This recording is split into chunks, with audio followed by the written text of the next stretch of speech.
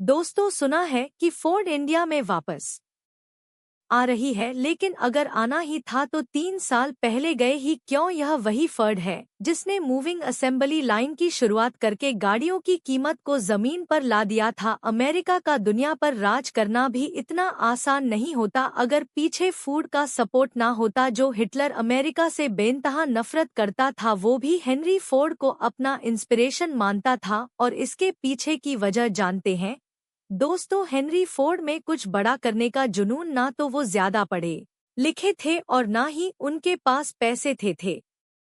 जगह जगह नौकरी के लिए भटकते रहे और जब बड़ी मुश्किल से एक कंपनी की शुरुआत भी किए तो उन्हें अपनी ही कंपनी से बाहर निकाल दिया गया। और बावजूद उसके उन्होंने इतिहास की सबसे iconic car Ford model T बनाकर दिखाया। आज दुनिया की मोस्ट वैल्यूएबल कार कंपनीज में जगह रखने वाली फोर्ड मोटर्स ने मंग और ईस्ट जैसी कार्स के जरिए क्वालिटी और भरोसे का एक नया स्टैंडर्ड सेट किया है। लेकिन फोर्ड के इंडिया से जाने के बाद लाखों इंडियंस का दिल टूट गया, क्योंकि ओल सेले फिएट और छोड़ने के बाद कभी पलटकर नहीं देखा। तो फिर आखिर फोर्ड की वापसी के पीछे का राज क्या है? आज की वीडियो में हम फोर्ड कंपनी की पूरी जर्नी, चैलेंजेबल स्ट्रेटजीजर प्लान्स को डिटेल में जानने वाले हैं।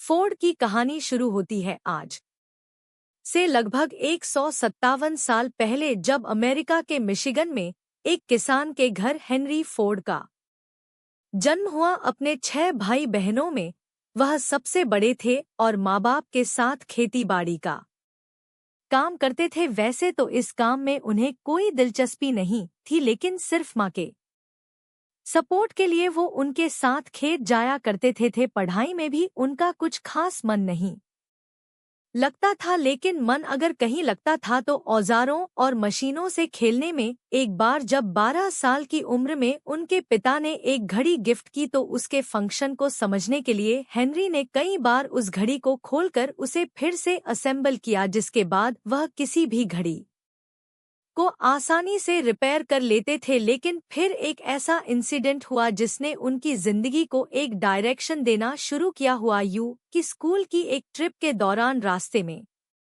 उन्हें पहली बार स्टीम इंजन वाला ट्रेन दिखा और वह ट्रेन हर पल उनके दिमाग में घूमने लगा। उनकी उम्र लगभग 15 साल की थी और उसी दौरान बीमारी की वजह से अचानक उनके मां की डेथ हो गई। अब खेत में उन्हें अकेलापन महसूस होने लगा, क्योंकि अपने पिता से वह ज्यादा क्लोज नहीं थे और दूसरी तरफ बड़ा बेटा होने के नाते उनके ऊपर जिम्मेदारियां भी बढ़ने लगी। लेकिन हेनरी ने फैसला किया कि उन्हें ऐसी जिंदगी नहीं जीनी और घर छोड़कर वह अपने गांव से 8 मील दूर डेट्रॉइट टाउन चले गए। दरअसल डेट्रॉइट स्टीम इंजन की वजह से एक इंडस्ट्रियल हब बनता जा रहा था, इसलिए हेनरी को भी आसानी से मैकेनिक की नौकरी मिल गई। कई अलग अलग स्टीम इंजन पर काम करते हुए हेनरी उनकी बारीकियों को सीखते रहे। लेकिन उसी दौरान 188 में जब पहली बार निकोलस ऑटो के 4 स्ट्रोक गैस इंजन को करीब से देखे तो हैरान रह गए, क्योंकि वह साइज में छोटा होने के साथ ही जल्दी स्टार्ट भी होता था और स्टीम इंजन से कहीं ज्यादा एफिशिएंट था।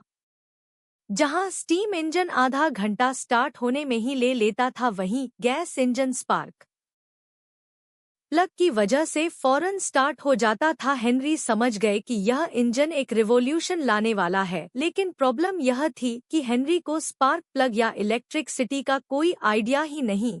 हाँ, वो सीधे थॉमस एडिसन की एडिस एलिमिनेटिंग कंपनी गए और नौकरी के लिए अप्लाई कर दिए। दरअसल वह कंपनी स्टीम इंजन के जरिए डेट्रॉइट सिटी को पावर सप्लाई करती थी। हेनरी के टैलेंट को देखते हुए उन्हें फौरन बतौर इंजीनियर काम पर रख लिया गया और 1893 में वह प्रमोट होकर चीफ इंजीनियर बन गए। अब हेनरी के पास पैसा भी था और टाइम भी। उन्होंने गैसोलीन इंजन पर चलने वाली ऑटोमेटिक व्हीकल पर काम करना शुरू किया और 3 साल की कड़ी मेहनत के बाद 18,964 क्वाड्री साइकिल बनाने में सफल हो गए, जो एथेनॉल इंजन के साथ 2 गियर्स और 32 की मैक्सिमम स्पीड पर चलने वाला एक सिंपल सा 4 व्हीलर था। इस क्वाड्री साइकिल में काफी कमियां थी जिसे दूर करके हेनरी ने इसे $200 में बेच दिया और उन पैसों से दूसरी और तीसरी क्वाड साइकिल पर काम करने लगे। और जब एक बार उन्हें अपने ऊपर पूरा कॉन्फिडेंस हो गया तो 18,993 अपनी खुद की एक मोटर कार कंपनी के लिए फंड जुटाने की कोशिश करने लगे, जिसके लिए कई बिजनेसमैन सामने आए क्योंकि हेनरी के टैलेंट पर सबको भरोसा था और पैसों का बंदोबस्त होते ही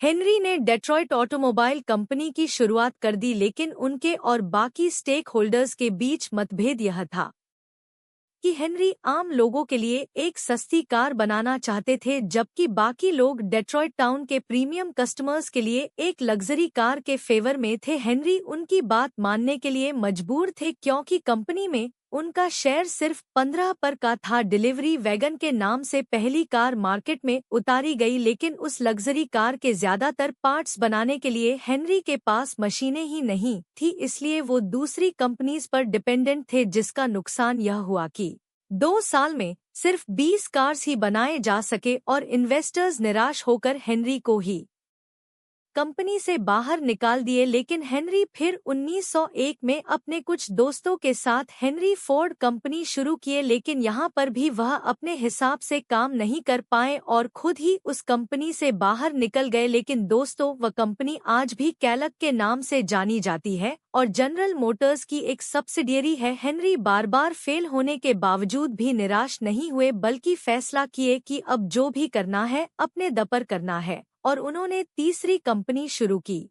फोर्ड मोटर कंपनी, जिसमें कंट्रोलिंग स्टेक हेनरी के पास था। मॉडल ए के नाम से पहली कार लॉन्च की गई। साथ ही फोर्ड को दुनिया की नज़र में लाने के लिए उस समय की फास्टेस्ट रेसिंग कार फोर्ड 99 को भी ट्रैक पर उतार दिया गया। हेनरी मॉडल ए की डिजाइन और टेक्नोलॉजी में अगले 5 सालों तक सुधार करते रहे और मॉडल ए से शुरू हुई उनकी कार की लिस्ट एक एक अल्फाबेट आगे बढ़ते हुए 1908 में मॉडल टी पर जाकर रुकी। और दोस्तों, पहली बार किसी कार में वनेडियम स्टील का इस्तेमाल किया गया। यह स्टील 3 गुना ज्यादा स्ट्रांग और पहले से काफी लाइट वेट थी।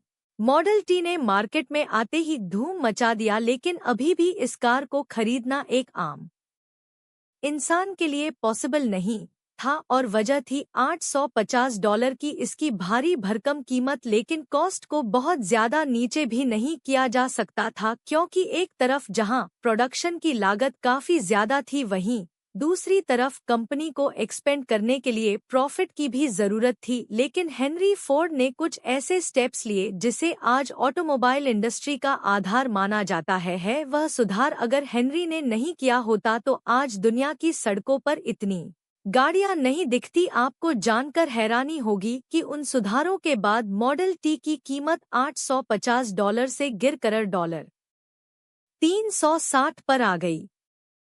लेकिन क्वालिटी के साथ कोई भी कंप्रोमाइज नहीं किया गया और इस चमत्कार के पीछे की वजह थी 3 मेजर चेंजेज जिसे हेनरी फोर्ड ने किया था। सबसे पहला चेंज था डिवीजन ऑफ लेबर, जहां पहले गाड़ी के किसी एक बड़े हिस्से को हाईली स्किल्ड वर्कर्स की एक टीम बनाती थी, उसी हिस्से को कई छोटे छोटे पार्ट्स में ब्रेक किया गया और इस छोटे से पार्ट को भी कई स्टेप में डिवाइड करके उस पर अलग अलग वर्कर्स लगा दिए गए। अब इससे फायदा यह हुआ कि हर वर्कर को बिना मूव किए बार बार एक छोटे से काम को ही करना था, जिससे उस काम में वह परफेक्ट होते चले गए और हाईली स्किल्ड लेबर के बिना भी प्रोडक्शन सैकड़ों गुना बढ़ गई। अब गाड़ी के सारे पार्ट्स तैयार करने के बाद उसे असेंबल करने के लिए एक कॉमन प्लेटफॉर्म पर लाना पड़ता था और यही हेनरी ने दूसरा मेजर चेंज किया, जब एक मीट प्रोसेसिंग यूनिट से इंस्पायर्ड होकर उन्होंने मूविंग असेंबली लाइन की शुरुआत की, जिसमें गाड़ी का एक पार्ट असेंबल होने के बाद वह खुद ही दूसरे प्लेटफॉर्म पर चली जाती है। यह एक रिवॉल्यूशन स्टेप था जिसे आज भी दुनिया की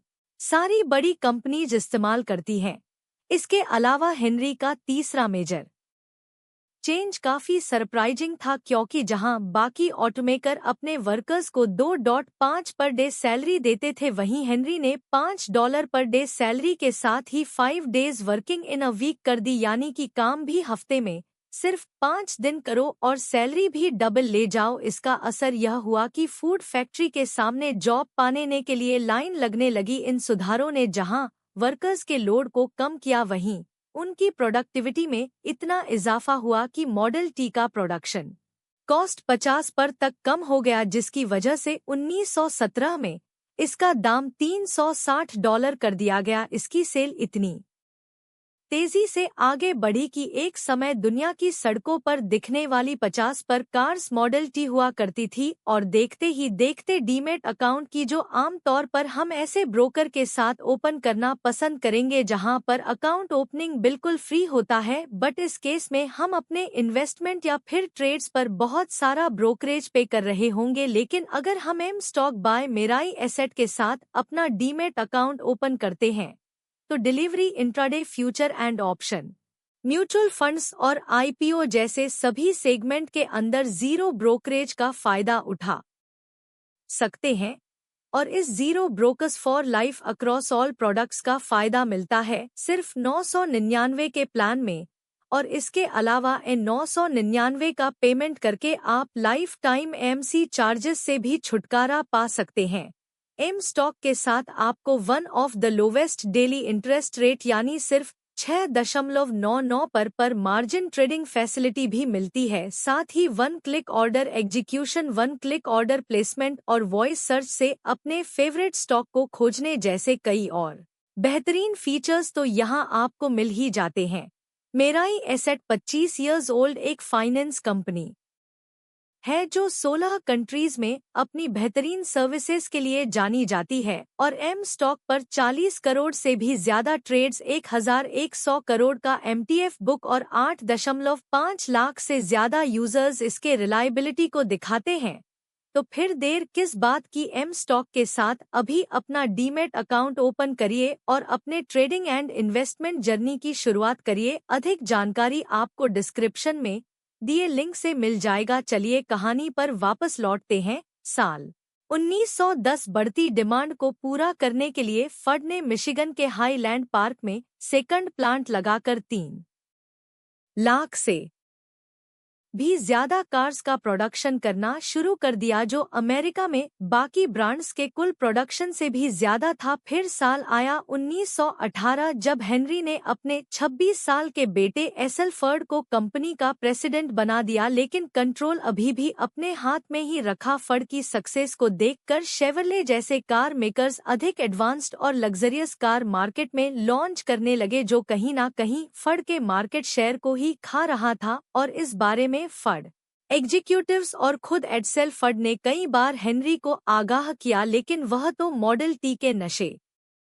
से बाहर निकलने को तैयार ही नहीं थे। लेकिन उनकी आंख तब खुली जब फड की सेल इतनी गिर गई कि मॉडल टी की असेंबली लाइन को ही बंद करना पड़ा। साल था 1920। हेनरी ने मार्केट को रिव्यू करने के बाद एक नए मॉडल पर काम करना शुरू किया और इसके साथ ही मिशिगन के रॉग रिवर में हाईलैंड पार्क से भी बड़े एक प्रोडक्शन यूनिट की नींव रखी, ताकि एक ही जगह टायर और ग्लास से लेकर गाड़ी के सारे पार्ट्स का प्रोडक्शन खुद किया जा सके। साथ ही दुनिया के अलग अलग 20 देशों में भी असेंबली प्लांट्स एस्टेब्लिश किए गए। और फिर सारी तैयारियों के बाद साल 1927 में फिर से मॉडल ए के नाम से ही एक नई कार लॉन्च की गई, लेकिन वह कार मॉडल टी की जगह नहीं ले पाई और धीरे धीरे फड की पकड़ अमेरिकन मार्केट में कमजोर होती चली गई। खैर, कंपनी अपने खोए हुए रुतबे को फिर से हासिल करने के लिए भरपूर कोशिश करती रही। 1932 में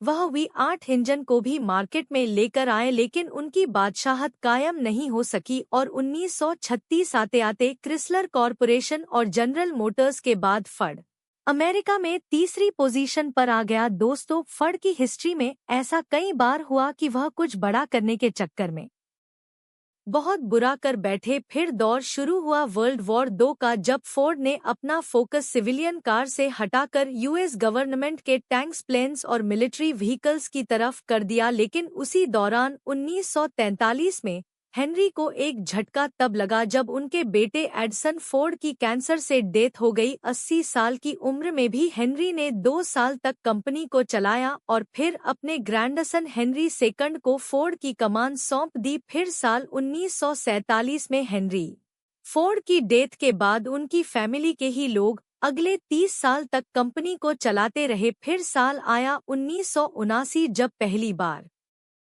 हेनरी परिवार से बाहर का एक शख्स फिलिप काल्डवेल फर्ड के सीईओ बनाए गए और आगे 1980 से 2000 के बीच का जो दौर था उसमें फर्ड ने जगुआर, एस्टन मार्टिन, हर्ज कारपोरेशन, वल्बो और लैंड रोवर जैसे दिग्गज ब्रांड्स पर कब्जा करके दुनिया के हर कोने में अपने बिजनेस को पहुंचा दिया। और दोस्तों, उसी सुनहरे दौर में फर्ड की एंट्री होती है इंडिया में, अकेले नहीं बल्कि महिंद्रा कैट वेंचर में, और नाम रखा गया पर पहुंच गई थी फर्ड के सारे बड़े एक्विजिशंस फ्लॉप होने लगे और उन्हें एक एक करके बेचने पर मजबूर होना पड़ा। एस्टन मार्टिन, वल बोजर, लैंड रोवर, फर्ड के हाथ से सब निकल गए और इसी मुश्किल घड़ी में है, यानी कि बेहतरीन। शायद याद होगा कि ईस्ट से जब उन्होंने सब मीटर सेगमेंट की शुरुआत की तब लोगों का जबरदस्त रिस्पांस मिला, लेकिन फर्ड ने ना तो उसे अपडेट किया और ना ही